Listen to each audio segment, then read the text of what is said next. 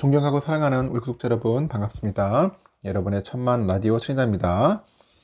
또 한번 저녁 시간을 맞이해서 또 한번 여러분들에게 흥미로운 이야기, 소식들을 전달하도록 하겠습니다.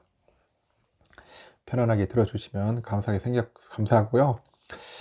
지금 여러분들 아시다시피 지금 코스피는 상당히 변동성이 좀 심해요. 뭐 오르락내리락 하면서도 어떤 날은 떨어지고 또 어떤 날은 또 오르고, 도통 뭐 감을 못 잡겠다, 뭐 그런 분들도 꽤 있을 겁니다.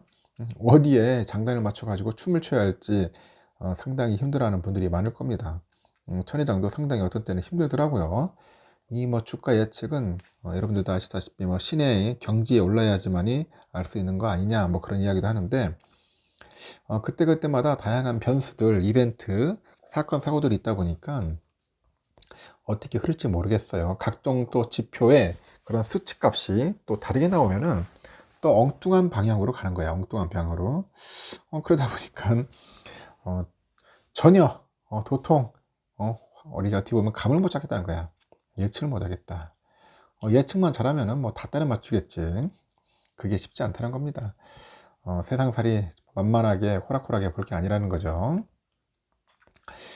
이 사진 속의 인물, 젠슨 황이네요. 이 대만계죠. 대만계 미국인 엔비디아 CEO. 요즘 엔비디아가 좀 주가가 날아다니고 있어요. 요즘 엔비디아. 옛날에 그렇게 별로였던 것 같은데, 어느 날 보니까 인텔을 벌써 제끼고 거의 내가 볼 땐 대장주야, 대장주. 응?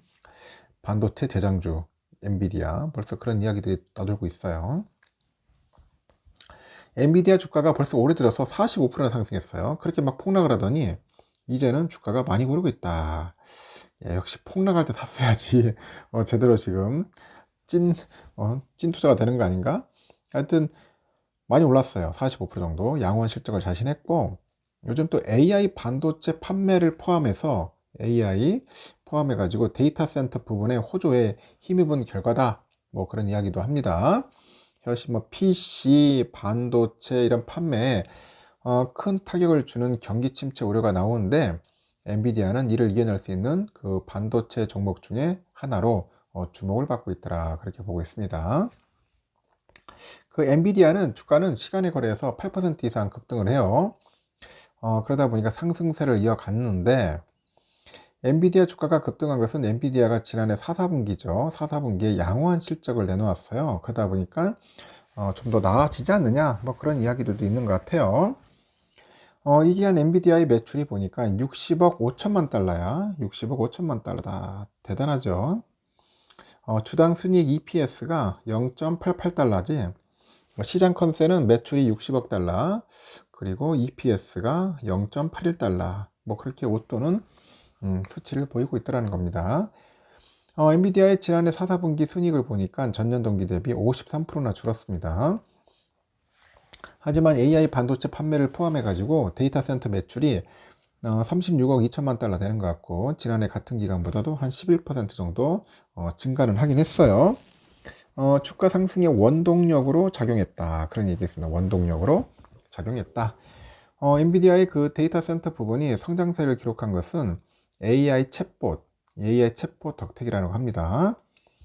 엔비디아가 데이터 센터 부분에 그 올해도 지속 성장할 것으로 판단을 했는데, 이 오픈 AI의 그 챗 GPT하고 마이크로소프트 AI 챗봇 이 빙이 있어요. 이 빙 등 AI 챗봇이 엔비디아의 그래픽 처리 장치 그 AI를 학습시키는 것 같아요. 그리고 실행시키는데 적합하다는 이유에서 요즘 엔비디아 제품이 아주 불티난다는 거죠. 대박 치는 것 같습니다. 엔비디아는 올해 1사분기 매출이 월가가 예상하는 것보다 높은 65억 달러를 보는 것 같아요. 65억 달러. 예상치는 63억 한 3천만 달러 되는데, 그거보다 높다. 그러다 보니까 젠슨 그 엔비디아 CEO가 AI의 다재다능성하고 AI의 그 기능은 전 세계 기업들이 AI 전략을 개발하고 배치해야 한다는 그런 절박감을 불러일으켰다고 하는데, 이들 기업이 엔비디아의 그 반도체를 사도록 할 것이라고 그렇게 또 언급을 하는 것 같아요. 한편 최악의 실적 부진을 겪고 있는 미국 반도체 기업 인텔이 오는 6월 1일 지급되는 그 분기별 투자자 배당금을 주당 12.5센트로 줄이기로 합니다. 12.5센트. 현재 분기 배당금이 36.5센트니까 65%나 줄어들었어요. 거의 폭망이야. 인텔 그래도 배당금 많이 주긴 했는데 배당금 많이 주는 회사로 인식이 됐었는데 이제 배당금까지도 훅 줄어든 겁니다. 그것도 65%나. 2007년 이후 16년 만에 가장 낮은 수준이다. 가장 낮다. 뭐 그런 이야기까지 하니까 얼마나 괴롭겠습니까? 짜증 이빠이죠. 그러다 보니까 인텔 측은 분기 배당을 줄이기로 한 것은 장기적인 가치 창출을 위해서 최선의 포지셔닝을 하기 위한 것이다. 그런 이야기도 하는데 이를 통해 가지고 경제의 불확실성이 현재 계속되는 기간 동안에 인텔의 변신을 실행하는데 필요한 중요한 투자에 쓰일 것이다. 그렇게 또 언급을 하는 것 같아요. 현재 보니까 팻 겔싱어 인텔 CEO도 그래요.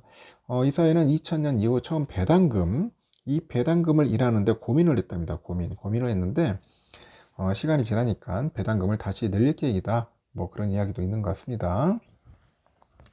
인텔은 실적 부진에 빠지다 보니 이제 전사적인 비용 절감에 나서고 있습니다. 비용 절감에 나서고 있다.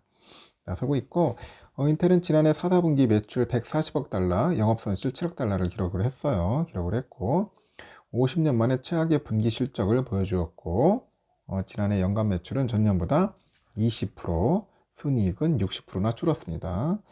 순이익이 60%나 줄었다. 그렇게 보시면 돼요. 앞서서 인텔은 그 겔싱어 CEO의 그 기본급을 25% 정도 깎은 것을 비롯해 가지고 임원은 15%, 뭐 선임 간부 10%, 중간 간부 5%씩 깎기로 했다. 삭감하기로 했다. 뭐 그런 이야기도 있어요. 지난해 말 보니까 직원 수천 명을 감하는 것을 알렸습니다. 야, 인텔 이 정도인데 다른 반도체 기업들도 지금 흔들흔들합니다. 지금 보니까 그만큼 상태가 안 좋아요. 겔싱어도 상당히 이제 머리 아플 겁니다. 제가 볼 때는 그 친구 데려와 가지고 이 쓰러져가는 인텔을 되살리고 부활시키려고 했는데 부활커녕 지금 작살나고 있다는 거지. 그만큼 힘든 거예요. 뭐 다른 반도체 기업도 마찬가지일 겁니다. 거의 비슷한 현실을 보고 있을 거예요. 그나마 잘 나가는 기업이 엔비디아다. 엔비디아. 근데 과연 엔비디아도 뭐 영원히 잘 나갈지 안 나갈지는 좀 더 지켜봐야 할 것 같아요. 하여튼 AI 시대를 이제 맞이하는 것 같아요. AI, 뭐 로봇도 그렇고, 그리고 자율주행 이런 것들이 앞으로는 대세의 흐름이지 않겠어요? 그러면은 이 관련된 산업이 상당히 좀 뜰 거예요. 그러면 아까 말한 것처럼 뭐 반도체 쪽 이쪽이 뜨겠죠. GPU 쪽이 상당히 좀 강세인 것 같습니다. CPU보다도 GPU. 삼성도 마찬가지일 거예요. 이제 파운드리 쪽에다 온 전력을 다해가지고 미친 듯이 투자를 해야 할 것 같습니다. 참고하실 분들은 참고하시고 뭐 지금 엔비디아 투자라는 게 아니라 항상 뭔가 폭락하고 그냥 막 이유 없이 막 떨어졌을 때 그런데 한번 유심히 잘 살펴보라는 겁니다. 거기에서 뭔가 해답도 있더라고요. 일단 여기까지 하겠습니다. 마지막 방송 때 봬요.